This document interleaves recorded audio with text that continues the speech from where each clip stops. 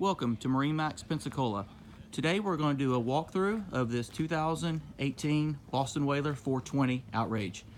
As you can see, this boat is Abaco blue with the raised chrome Boston Whaler graphics. This boat is powered by quad Mercury Verado 350s with joystick.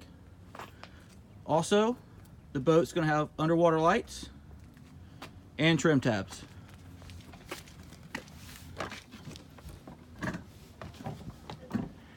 Entering the boat, you will have a nice transom bench seat. Down below, you'll see the batteries and also the Kohler generator with the cockpit teak table. Underneath here,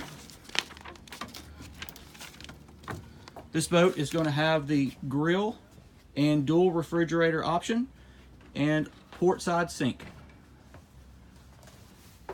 Entering the boat, this is going to have the triple Raymarine screens, spotlight, second row seating. Moving forward to the bow, you'll have bow seating, forward seating with flip up backrest, and also a forward bow table. This concludes the walkthrough of the 2018 Boston Whaler 420 Outrage. Come see us at MarineMax Pensacola.